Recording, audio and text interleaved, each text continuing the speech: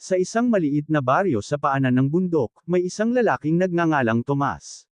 Siya ay isang mahirap na tao, halos walang makain araw-araw, ngunit may isang bagay na lagi niyang ipinagmamalaki, ang kanyang husay sa paggawa ng tinapay. Walang sariling panaderya si Tomas. Sa halip, tuwing madaling araw, nagigising siya bago pa sumikat ang araw at ginagamit ang lumang pagan na iniwan ng kanyang ama sa likod ng kanilang bahay. Ang pagan ay may mga basag na bato, may mga gasgas ng panahon, ngunit iyon ang kanyang yaman. Kung marunong kang gumawa ng tinapay, Tomas, hindi ka magugutom, lagi niyang naaalala ang sabi ng kanyang ama bago ito pumanaw. Kahit hirap sa harina, kahit minsan asin lang ang kanyang sangkap, hindi siya sumusuko. Gumagawa pa rin siya ng mga maliit na tinapay na tinatawag niyang tinapay ng pag-asa. Ang mga bata sa baryo ay laging nakangiti kapag nakikita siya. Kuya Tomas, may tinapay ka po ba ngayon? Sigaw ng batang si Nena, habang hawak ang isang baryang kinita sa pangangalakal. Ngumiti si Tomas at iniabot ang mainit na tinapay. Ito, Nena, masarap yan kahit walang palaman. May kasamang pagmamahal yan. Ngunit sa likod ng kanyang mga ngiti, may lungkot siyang dinadala. Wala siyang asawa, wala siyang anak, at madalas ay tinutokso siya ng iba. Sayang ka, Tomas, sabi ng kanyang kapitbahay. Kung ibang trabaho ang pinasok mo, baka mayaman ka na. Ngunit tanging sagot niya ay, hindi lahat ng kayamanan ay pera. Ang tinapay na gawa sa puso ay mas mahalaga kaysa ginto. Isang araw, habang nagluluto siya ng tinapay, biglang bumuhos ang malakas na ulan. Ang tubig ay pumasok sa kanyang bahay at binaha ang kanyang pagan. Lahat ng harina niya ay nabasa. Napasigaw siya, Panginoon, bakit pati ito? Wala na akong harina, paano ako magpapatuloy? Ngunit sa gitna ng kanyang pag-aalala, may kumatok sa kanyang pinto, isang matandang babae na basang-basa sa ulan. Anak, sabi ng babae, maaari ba akong makisilong? Galing pa ako sa kabilang baryo. Pinapasok niya ito kahit siya mismo ay gutom. Nang makita ng babae ang nabasang pagan, ngumiti ito at nagsabing, hindi ka dapat mawalan ng pag-asa. Minsan, sa pagkasira ng pagan, doon nagmumula ang apoy ng bagong simula. Hindi alam ni Tomas, ang matandang iyon ang magbabago ng kanyang kapalaran. Ang matandang babae at ang lihim na harina. Kinabukasan ng umaga, matapos ang malakas na ulan, nagising si Tomas sa mayanhing tunog ng pagtimpla ng tsaa. Pagmulat niya, nakita niyang abala ang matandang babae sa kanyang maliit na kusina. May ngiti ito sa labi at tila hindi alintana ang ginaw ng umaga. Magandang umaga, anak, bati ng matanda. Pinagtimpla kita ng salabat. Nakita ko kasi kagabi na nilalagnat ka. Salamat po, sagot ni Tomas, sabay upo sa gilid ng kanyang lumang mesa. Pasensya na po kung ito lang ang bahay ko. Wala na pong natira sa akin. Nasira pa ang pagan ko. Ngumiti lang ang babae. Hindi mo kailangang humingi ng paumanhin. Ang mahalaga, marunong kang magbahagi kahit wala ka. Hindi lahat ng tao, nagagawa yan. Habang umuusok ang salabat, inilabas ng matanda ang isang maliit na sako ng harina mula sa kanyang bayong. Puting-puti ito, at amoy pa lang ay alam mong sariwa. Yan, harina. Gulat na tanong ni Tomas. Saan niyo po nakuha yan?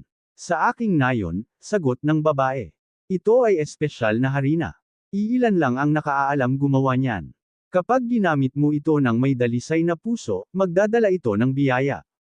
Hindi makapaniwala si Tomas. Biyaya. Paano pong biyaya? Ngumiti lamang ang matanda, ang kanyang mga mata ay tila kumikislap sa liwanag ng umaga.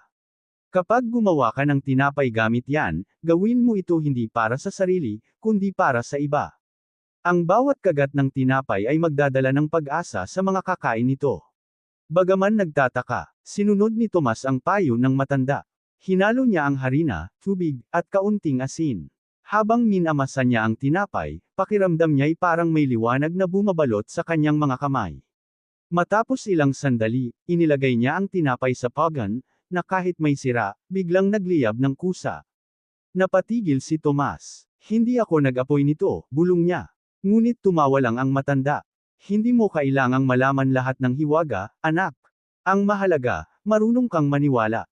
Pagkaluto ng tinapay, naamoy ng buong baryo ang kakaibang halimuyak, matamis, mainit, at tila may halong pag-asa. Nagsilabasan ang mga tao, at isa-isa nilang nilapitan si Tomas. Ang bango, sabi ni Nena. Kuya Tomas, pwede po bang makatikim? Inabot niya ang tinapay, at pagkakagat ng bata, ngumiti ito ng buong puso. Kuya, parang mas masarap to, kaysa dati. Ngumiti si Tomas, ngunit nang lingunin niya ang matanda, wala na ito. Naiwan lamang sa mesa ang isang maliit na papel na may nakasulat. Mas mahigit, ang tunay na yaman ay hindi nakikita sa bulsa, kundi sa pusong marunong magbahagi. Sa sandaling iyon, naramdaman ni Tomas na may bagong apoy na sumiklab sa kanyang dibdib, ang apoy ng panibagong pag-asa. Pagkalipas ng ilang araw, kumalat sa buong baryo ang balita tungkol sa kakaibang tinapay ni Tomas. Ang mga dating hindi pumapansin sa kanya, ngayon ay pumipila sa labas ng kanyang bahay tuwing umaga.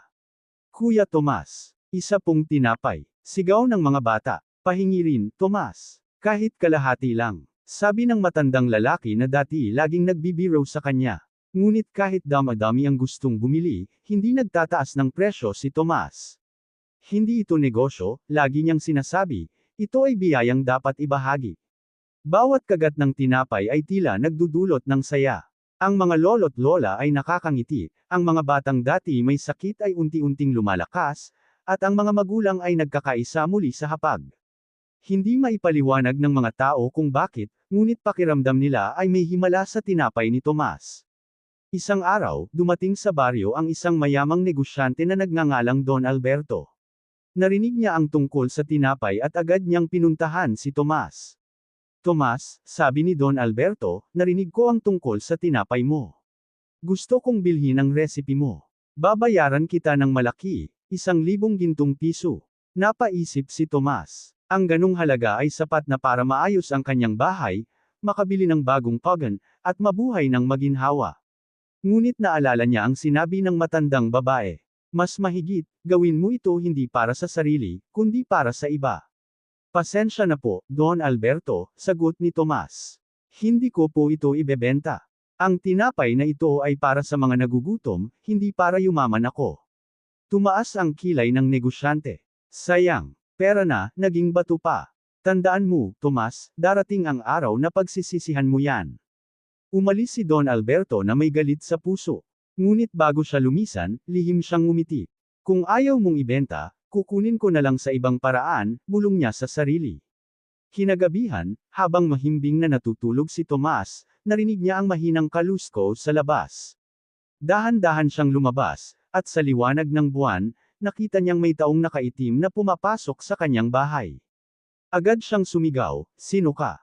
Ngunit bago pa siya makalapit, tumakbo ang magnanakaw dala ang sako ng espesyal na harina.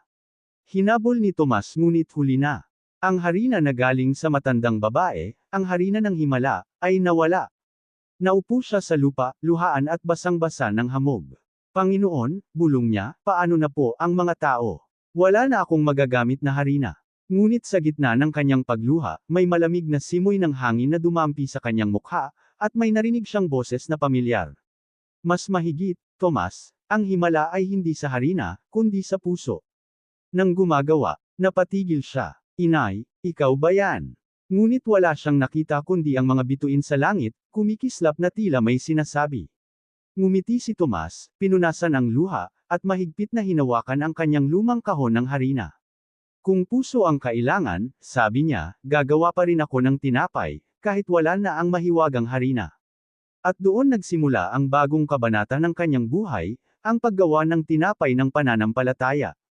Kinabukasan, nagising si Tomas ng walang harina, walang pera, at walang pag-asang lutuin.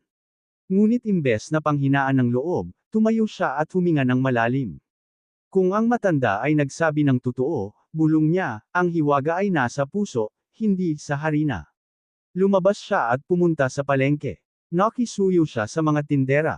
Aling Rosa, baka may tira po kayong harina dyan. Kahit kalahating tasa lang. Ngumiti si Aling Rosa. Pasensya ka na, Tomas, wala na kaming harina ngayon.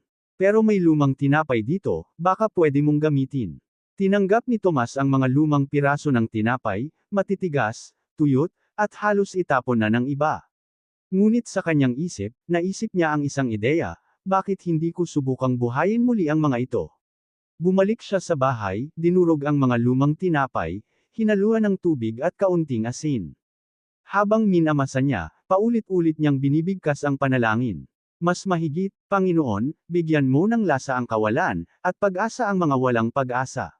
Nang isa lang niya ito sa kanyang sirang pagan, nagulat siya nang biglang lumiyab ang apoy, tulad ng dati. Ngunit ngayon, iba ang amoy. Hindi lang ito amoy tinapay, may halimuyak ng pagpapatawad at pananampalataya. Ilang oras ang lumipas, dumating ang mga bata sa labas. Kuya Tomas, gagawa ka po ulit ng tinapay? Tanong ni Nena, sabay silip sa bintana. Ngumiti siya. Oo, Nena. Pero ngayon, hindi ito galing sa espesyal na harina. Galing to sa lumang tinapay. Nagulat ang mga bata. Luma, baka hindi na masarap. Ngunit nang matikman nila, napahinto sila sa pagmuya. Kuya, parang bago. Ang lambot. Ang sarap. Napangiti si Tomas. Alam niyo, minsan ang mga luma, kapag binigyan ng bagong pagkakataon, ay nagiging mas masarap kaysa dati. Baryo, sa kabilang dako, si Don Alberto ay labis na nagagalit. Bakit ganun? Ninakaw ko na ang harina, pero mas sumikat pa siya. Sigaw niya. Nakita niyang hindi tumigil si Tomas kahit wala ng mahiwagang harina, at lalo lamang itong pinuri ng mga tao. Dahil sa galit, nag-utos siya sa kanyang mga tauhan. Sirain ninyo ang pagan ni Tomas. Kung wala siyang mapaglulutuan, mawawala na rin siya. Kinagabihan, habang natutulog si Tomas, narinig niya ang malalakas na yabag at ingay ng mga bato. Paglabas niya, nakita niyang may 3 lalaki na nagbabasag ng kanyang pagan. Hoy! Tigilan niyo yan! Sigaw niya. Ngunit huli na. Sa isang hampas, gumuho ang pagan, ang tanging alaala ng kanyang ama. Lumuhod si Tomas sa lupa, luhaang nakatitig sa abo at mga sirang bato. Panginoon, bulong niya, pati bato, kailangang mawala. Ngunit habang umiiyak siya, may liwanag na bumalot sa pagan. Mula sa abo, umusbong ang isang maliit na apoy, mainit, maliwanag, at tila buhay. Muling narinig niya ang tinig ng matandang babae.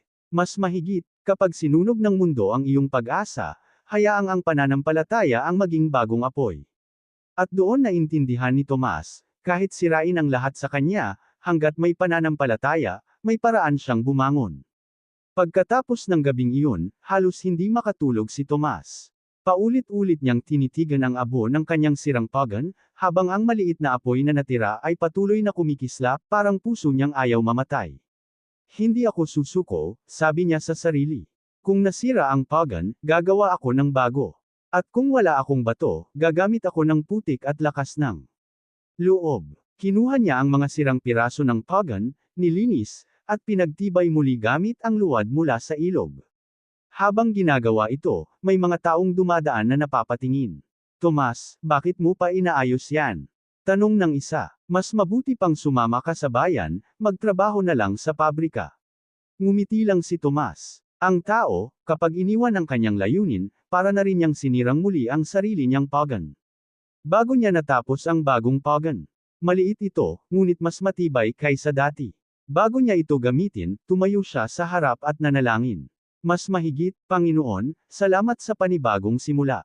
Gamitin mo ako para magbigay liwanag at tinapay sa mga nagugutom. Nang inilagay niya ang masa ng tinapay sa loob, biglang lumakas ang apoy, hindi dahil sa kahoy, kundi dahil sa init ng kanyang puso. Paglabas ng tinapay, mas mabango ito kaysa dati. Mainit, magaan, at tila nagliliwanag sa liwanag ng araw. Nang tikman niya, naramdaman niya ang kakaibang lasa, mapait sa umpisa, ngunit matamis sa dulo, parang buhay niya. Kinabukasan, muling nagbalikan ang mga taga-baryo. Kuya Tomas, akala namin, hindi ka na magtatayo ulit ng pagan. Sabi ni Nena, hindi pwedeng tumigil ang gumagawa ng pag-asa, sagot ni Tomas, sabay ngiti. Binigyan niya ng libreng tinapay ang lahat, lalo na ang mga mahihirap. Ang ilan ay nagulat nang makita na kahit maliit ang bagong pagan, nakakagawa siya ng mas maraming tinapay kaysa dati. Paano mo yan nagagawa? Tanong ng matandang kapitbahay. Ngumiti lang si Tomas. Kapag ang tinapay ay galing sa puso, kusang dama-dami. Ngunit hindi pa tapos ang kwento. Sa di kalayuan, pinagmamasdan siya ni Don Alberto, puno ng inggit. Hindi ko matalo-talo ang lalaking yan, bulong niya. Ang pagan niya, nasira ko na, pero siya pa rin ang tinuturing bayani ng baryo. Kaya't muli siyang nagplano. Kung hindi ko siya matatalo sa paggawa ng tinapay, gagamitin ko naman ang kasinungalingan. Kapag bumagsak ang tiwala ng mga tao sa kanya, doon ko siya tuluyang mawawasak. At nagsimula na ang mapanirang balita. Si Tomas daw, may ginagamit na sumpa sa tinapay, sabi ng isa. Baka daw gawa yan ng engkanto, bulong ng iba. Unti-unting kumalat ang tsismis sa baryo, at ang dating mga ngiting nakikita ni Tomas sa mga tao ay napalitan ng mga sulyap ng pagdududa. Ngunit sa halip na magalit, tumingala siya sa langit at mahinahong sinabi. Mas mahigit, kung totoo ang aking layunin, ang katotohanan ang magpapatunay. Sa puso ni Tomas, alam niyang darating ang oras ng pagsubok, ang pagsunog ng tiwala, kung saan malalaman kung gaano katatag ang kanyang pananampalataya. Mabilis kumalat ang mga tsismis sa buong baryo. Sa palengke, sa simbahan, pati sa ilog kung saan naglalaba ang mga kababaihan, pangalan ni Tomas ang pinag-uusapan. Hindi mo ba narinig? Bulong ng isang babae. Ang tinapay daw ni Tomas, may halong mahika. Kaya daw parang may himala. Baka gawa ng demonyo yan. Sagot ng isa. Hindi naman normal yung amoy at lasa. Habang papunta si Tomas sa palengke, ramdam niya ang mga matang nakatingin sa kanya, mga matang puno ng takot at pagdududa. Ang dati niyang mga kaibigan ay umiwas ng tingin. Ang mga batang dati tumatakbo papalapit sa kanya, ngayon ay nagtatago sa likod ng kanilang mga ina. Nasaktan si Tomas, pero pinili niyang manahimik. Mas mahigit, kung papatulan ko sila, bulong niya, mas lalo lang lalaki ang apoy ng kasinungalingan. Ngunit isang gabi, habang abala siyang nagluluto ng tinapay, may biglang kumatok sa pinto. Thok! Thok! Thok! Pagbukas niya, nandoon si Kapitan Leon, ang pinuno ng baryo, kasama ang dalawang bantay. Tomas, mahigpit na sabi ni Kapitan, may reklamo laban sa iyo. Sinasabi ng mga tao na gumagamit ka raw ng mahika sa paggawa ng tinapay. Nanlumo si Tomas. Kapitan, hindi po totoo yan. Ang tinapay ko ay galing sa puso, hindi sa mahika. Ngunit malamig ang tinig ni Kapitan Leon. Kailangang siguraduhin natin yan. Isasara muna namin ang pagan mo habang iniimbestigahan ang reklamo. Tila binuhusan ng malamig na tubig si Tomas. Ang pagan na pinaghirapan niyang buuin, muling isinara. Kapitan, pakiusap, halos mangiyak-ngiyak niyang sabi, paano po ang mga bata? Umaasa sila sa tinapay ko. Ngunit umiling lang ang kapitan. Hanggang sa mapatunayan mong wala kang ginagawang kababalaghan, bawal ka munang magluto. Kinabukasan, tahimik ang baryo. Walang amoy ng tinapay, walang halakakan ng mga bata. Tila nawala ang sigla ng lugar. Sa loob ng kanyang bahay, nakaupo si Tomas, nakatitig sa malamig na pagan. Panginoon, wika niya, ginawa ko po ang lahat ng may mabuting hangarin. Bakit po nila ako ginagawang masama? Sa katahimikan, narinig niya ang mahinang ihip ng hangin, parang tinig na dumaan sa kanyang pandinig. Mas mahigit, ang gintong tunay ay kailangang dumaan sa apoy, bago ito magningning. Tumayo siya, tumingala, at ngumiti. Kung ganun, susubukan ko silang mali. Gagawa ako ng tinapay, hindi para ipagtanggol ang sarili ko, kundi para ipakita na ang kabutihan ay hindi kailanman masusunog. Gumawa siya ng tinapay kahit bawal. Hindi para ibenta, kundi para ipamahagi ng palihim sa mga nagugutom. Isang gabi, may batang kumatok. Si Nena iyon, dala ang kanyang ina na may sakit. Kuya Tomas, gutom na po si Mama. Wala na po kaming makain. Ngumiti si Tomas, kinuha ang isang piraso ng tinapay, at iniabot sa bata. Sabihin mo sa mama mo, huwag siyang mawalan ng pag-asa. Gagaling siya. Kinabukasan, gumising ang baryo sa balitang. Mas mahigit, gumaling si Aling Perla matapos kumain ng tinapay ni Tomas. Muli na namang napuno ng usapan ang baryo, ngunit ngayon, hindi tsismis ng kasamaan, kundi bulong-bulungan ng himala ng kabutihan. At sa di kalayuan, habang pinagmamasdan siya ni Don Alberto, bamulong ito sa galit. Hindi pa rin siya nawawasak, pero kung apoy ang laban, apoy din ang isusukli ko. At doon nagsimulang magliyab ang pinakamalaking pagsubok sa buhay ni Tomas. Lumipas ang ilang araw mula nang gumaling si Aling Perla, at muling bumalik ang sigla ng baryo.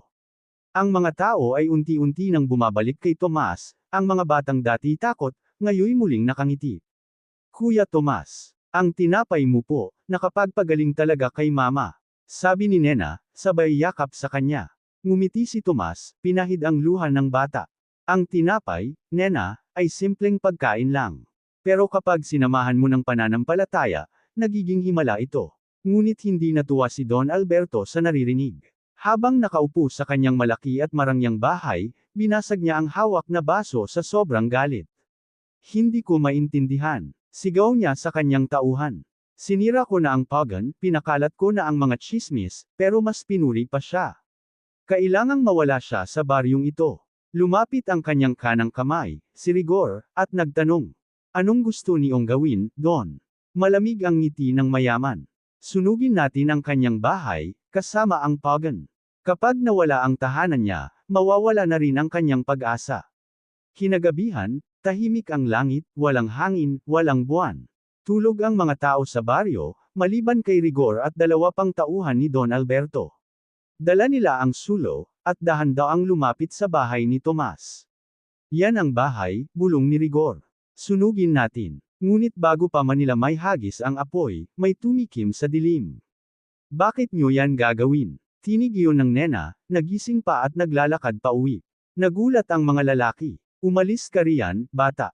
Ngunit sa takot ni nena, napasigaw siya, Kuya Tomas. May magsusunog ng bahay mo. Agad nagising si Tomas at lumabas. Sa liwanag ng sulo, nakita niya ang mga lalaking may takip ang mukha. Mga duwag, sigaw ni Tomas. Kung may galit kayo sa akin, sabihin niyo ng harapan. Dahil sa sigaw, nagising ang buong baryo. Isa-isang nagsilabasan ang mga tao, dala ang mga timba at tubig. Ngunit huli na, sumiklab na ang apoy sa dingding ng bahay ni Tomas. Habang sabay-sabay nilang pinapatay ang apoy. Ngunit masyadong malaki ang apoy, at halos lamunin na ang bahay. Si Tomas ay nakaluhod sa harap ng kanyang pagan, pinipigilang masunog ang huling tinapay na kanyang ginagawa. Hindi mo pwedeng masunog ang pag-asa ng mga tao, bulong niya habang nilalagyan ng tubig ang pagan. Ngunit sa gitna ng apoy, biglang lumakas ang hangin, at tila may liwanag na nagmula sa pagan mismo. Ang apoy na sumusunog sa bahay ay biglang kumalma, at sa halip na abo, usok, at dilim, ang naiwan ay isang bagong pagan, kumikislap at tila gawa sa bato at liwanag. Natulala ang mga tao. Anong nangyari? Tanong ni Nena. Ngumiti si Tomas, kahit basang-basa ng tubig at luha. Hindi ko alam, pero marahil, ito na ang pagan na mula sa langit. Kinabukasan, dumating si Don Alberto, galit at pilit na itinatago ang kaba. Tomas, sigaw niya, hindi mo ako maloloko. Ikaw ang gumamit ng mahika para ipahiya ako. Tahimik lang si Tomas. Don Alberto, ang tinapay ay para sa lahat, pati na rin sa inyo. Sabay inabot niya ang isang mainit na piraso ng tinapay. Tikman niyo po, at baka maunawaan niyo kung bakit ko ito ginagawa. Nag-alinlangan si Don Alberto, ngunit sa huli kinain niya ito. Pagkakain niya, napatigil siya, parang may biglang bumigat sa kanyang dibdib. Naalala niya ang lahat ng kanyang ginawa, ang paninira, ang pagsunog, ang kasinungalingan. Naluha siya. Tomas, patawarin mo ako. Ngumiti si Tomas, inilapat ang kamay sa balikat ng mayaman. Ang tinapay ng pag-asa ay may kasamang kapatawaran, Don. Lahat tayo, pwedeng magbago. Mula noon, tinulungan ni Don Alberto si Tomas na magtayo ng isang malaking panaderia, hindi para sa kita, kundi para sa mahihirap. Tinawag nila itong, panaderia ng pag-asa. At tuwing umaga, sa halimuyak ng bagong lutong tinapay, naririnig ng mga tao ang sigaw ng baryo. Mas mahigit, gising na. Ang tinapay ni Tomas, muling nagdadala ng pag-asa. Mula nang magkaayos sina Tomas at Don Alberto, nagbago ang takbo ng baryo. Ang dating tahimik at puno ng tsismis na lugar ay naging masigla, puno ng amoy ng bagong lutong tinapay tuwing umaga. Ang panaderyang itinayo nila ay gawa sa kahoy at bato, at sa gitna nito ay naroon ang pagan na gawa sa liwanag, ang pagan na minsang sinunog ngunit muling nabuhay. Sa harap ng pintuan, nakasulat sa malaking karatula, mas mahigit PANADERYA ng pag-asa para sa lahat ng nagugutom sa katawan at sa puso. Araw-araw, nagbubukas si Tomas ng maaga. Hindi lang siya nagluluto ng tinapay, kundi nagtuturo rin sa mga kabataan kung paano gumawa nito. Ang paggawa ng tinapay, sabi niya habang minamasa ang harina, ay parang buhay. Kailangang haluan ng tiyaga, pag-asa, at pagmamahal. Si Nena, na dati maliit pang bata, ngayon ay isa ng masipag na tagapag-alaga ng panaderia. Kuya Tomas, sabi niya, maraming bata po ang gustong matutong gumawa ng tinapay tulad nyo. Ngumiti si Tomas. Lahat ng marunong maniwala, marunong ding gumawa ng kabutihan. Isang araw, may dumating na bisita mula sa syudad, isang babaeng mamamahayag na nagngangalang Mila. Narinig niya ang tungkol sa himalan ng tinapay, at gusto niyang isulat ito sa pahayagan. Tomas, sabi ni Mila habang inaamoy ang tinapay, totoo bang may mahiwagang harina ang ginagamit mo noon? Ngumiti si Tomas. Hindi harina ang mahiwaga, kundi ang puso ng gumagawa. Kapag may pagmamahal sa iyong ginagawa, kahit simpleng harina ay nagiging espesyal. Natawa si Mila. Ang ganda niyon. Isa kang inspirasyon. Kinabukasan, lumabas sa pahayagan ang artikulong pinamagatang Mas Mahigit. Ang panadero ng pag-asa, isang lalaking nagbigay liwanag sa baryo sa pamamagitan ng tinapay. Mula noon, dumagsa ang mga tao mula sa iba't ibang bayan. Lahat ay gustong makita si Tomas, ang taong gumawa ng tinapay mula sa puso. Ngunit imbes na magmalaki, mas lalo siyang naging mapagkumbaba. Hindi ako bayani, lagi niyang sinasabi. Ako lang ay isang taong ginabayan ng Diyos para magbahagi ng kabutihan. Dahil sa dami ng dumadating na biyaya, iminungkahi ni Don Alberto. Tomas, bakit hindi natin palakihin ang negosyo? Pwede tayong magbukas ng mga sangay sa buong probinsya. Ngunit umiling si Tomas. Hindi ito negosyo, Don. Ito ay tahanan ng mga nagugutom. Kapag naging negosyo ito, mawawala ang tunay na lasa ng pag-asa. Napayuko si Don Alberto, humanga. Tunay kang kakaiba, Tomas. Ikaw ang nagturo sa akin kung ano ang halaga ng kabutihan. Makalipas ang ilang buwan, naging sentro ng pagkakaisa ang panaderia. Kapag may nag-aaway, doon sila nagkakasundo. Kapag may nagugutom, doon sila pinapakain. At tuwing may bagyo o sakuna, si Tomas ang unang nagluluto ng libreng tinapay para sa lahat. Ang bawat tinapay, sabi niya, ay paalala na kahit gaano kahirap ang buhay, may lasa pa rin itong mabubuo kung hindi ka sumusuko. Ngunit sa kabila ng tagumpay, napansin ni Nena na tila madalas nang mapagod si Tomas. Madalas siyang umubo, at minsan ay inuupo sa tabi ng pagan na parang may iniisip. Kuya Tomas, okay lang po ba kayo? Tanong ng dalaga. Ngumiti si Tomas, ngunit may lungkot sa kanyang mga mata. Oo, Nena, siguro, panahon na para ipasa sa iba ang apoy. Hindi pa alam ni Nena, ang tinig na iyon ay simula ng bagong yugto sa buhay ni Tomas, ang yugto ng pamamaalam at pamana. Itutuloy sa Kabanata 9. Gusto mo bang ituloy ko agad sa Kabanata 9? Kabanata 9, ang lihim na recipe ni Tomas. Lumipas ang ilang linggo, at napansin ng mga tao sa baryo na madalang na makita si Tomas sa panaderia. Karaniwan siyang masigla at puno ng ngiti, ngunit ngayon ay madalas siyang mapaisip habang nakatingin sa pagan. Kuya Tomas, hindi ka na po masyadong nagluluto, sabi ni Nena habang pinupunasan ang mesa. Ngumiti si Tomas, ngunit may bakas ng pagod sa kanyang mukha. Hindi na kasing lakas ng dati ang mga kamay ko, Nena. Pero gusto kong siguraduhin na matutunan mo ang lahat bago ako magpahinga. Ang mga kabataang tinuruan niyang magpanadero. Nasa harap nila ang isang lumang notebook, nakabalot sa tela at amoy harina. Ito, sabi niya habang iniaabot iyon kay Nena, ang lihim ng ating panaderia. Hindi lang mga recipe ng tinapay, kundi mga aral ng puso. Binuksan ni Nena ang unang pahina. Nakalagay roon ang mga katagang. Mas mahigit, ang tinapay na walang pagmamahal ay gaya ng buhay na walang layunin. Nagpatuloy si Tomas, ang bawat tinapay na ginagawa natin ay dapat may kabutihan. Kung balang araw ako'y mawala, tandaan niyong hindi natatapos ang apoy dito. Kayo ang susunod na magpapatuloy. Tumulo ang luha ni Nena. Kuya, huwag niyo pong sabihin yan. Hindi kayo mawawala. Ngumiti si Tomas at hinawakan ang kanyang balikat. Ang katawan, oo. Pero ang kabutihan, Nena, hindi kailanman namamatay. Pagkatapos ng ilang araw, isang malamig na umaga, hindi bumangon si Tomas sa kanyang higaan. Tahimik lang siyang natagpuan ni Nena, nakangiti, at sa tabi niya ay nakalagay ang isang piraso ng tinapay, ang huling kanyang niluto. Sa ibabaw ng tinapay ay may nakaukit na salita. Mas mahigit, salamat sa lahat. Lumuha ang buong baryo. Ang kanilang panadero ng pag-asa ay namaalam, ngunit iniwan niya ang apoy na hindi kailanman mamamatay. Makalipas ang ilang linggo, itinuloy ni Nena ang panaderia sa ilalim ng bagong pangalan. Mas mahigit, panaderia ni Tomas, tinapay na may puso. At sa bawat umaga, habang bumubuka ang araw, naririnig ng mga tao ang tinig ni Tomas sa kanilang alaala. Mas mahigit, ang kabutihan ay parang tinapay, kapag ibinahagi mo, mas sumasarap.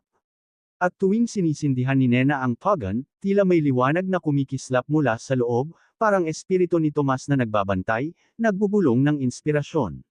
Sa bawat piraso ng tinapay, sa bawat ngiti ng bata, at sa bawat amoy ng bagong lutong harina, nabubuhay si Tomas, ang panaderong minsang mahirap, ngunit naging pinakamayamang tao sa puso ng lahat. Gusto mo bang ituloy ko agad sa Kabanata 10, ang huling kabanata ng kwento ni Tomas? Kabanata 10, ang pamana ng panadero. Makalipas ang ilang taon mula nang pumanaw si Tomas, nanatiling buhay ang kanyang pangalan sa buong baryo. Ang panaderia ni Tomas Tinapay na May Puso, ay hindi lamang tindahan ng tinapay, kundi tahanan ng mga nangangailangan. Araw-araw, pumipila ang mga tao hindi lang para bumili, kundi para makaramdam ng pag-asa. Ang bawat piraso ng tinapay ay may kasamang ngiti, at sa bawat kagat nito ay tila naroon pa rin ang kamay ni Tomas, ang panadero ng pag-asa. Dalaga, ang naging bagong tagapamahala ng panaderia. Tulad ni Tomas, siya rin ay nag-aabot ng libreng tinapay sa mga bata tuwing umaga. Kuya Tomas, bulong niya minsan habang nakatingala sa langit, natutupad ko na ang pangarap mo. Sa dingding ng panaderia, nakasabit ang lumang larawan ni Tomas, nakangiti habang may hawak na tinapay sa kamay. Sa ilalim nito, nakasulat, mas mahigit, ang tunay na yaman ay hindi pera, kundi kabutihang ibinibigay sa kapwa. Dumating ang araw ng pista ng baryo. Ang dating tahimik na lugar ay naging makulay at maingay. Sa gitna ng pagdiriwang, nagpasya si Nena na magpahanda ng libreng tinapay para sa lahat, bilang paggunita kay Tomas. Habang pinapainit nila ang pagan, may biglang banayad na simoy ng hangin na dumampi sa kanilang mukha. Ang apoy sa pagan ay kumislap, parang may buhay. Tila may bulong na narinig si Nena, mahina ngunit malinaw. Mas mahigit, ipagpatuloy mo, anak. Ang apoy ay sayo na. Napaluha siya, ngunit ngiti ang sumunod. Oo, Kuya Tomas. Hanggang sa huling tinapay. Mula noon, dumami ang mga panaderyang inspirasyon ng panaderya ni Tomas sa buong probinsya. Lahat ng nagtatayo ng panaderya ay gumagamit ng prinsipyo ni Tomas, walang magugutom kung may pusong handang magbahagi. May mga bata ring lumaki at natutong magpanadero sa ilalim ni Nena. Tinawag nila ang sarili nilang mga anak ng harina, tanda ng pagmamahal at pamana ni Tomas. Pagkaraan ng ilang taon pa, tumanda na si Nena. Ngunit bago siya tuluyang magpahinga, isinulat niya sa isang bagong notebook ang kwento ng kanilang buhay, mula sa kahirapan, hanggang sa kabutihan. Sa huling pahina, isinulat niya, mas mahigit, ang kabutihan ay parang pagan, hindi mo kailangang maging mayaman para sindihan ito. Kailangan mo lang ng puso. At sa paglipas ng panahon, ang alamat ni Tomas, ang mahirap na panadero, ay naging kwento ng bawat Pilipinong marunong mangarap at magmahal. Sa tuwing may bagong amoy ng tinapay sa hangin, sinasabi ng mga matatanda sa mga bata. Mas mahigit, alam nyo ba, mga anak? Iyan ang amoy ng pag-asa. Iyan ang alaala ni Tomas. Wakas.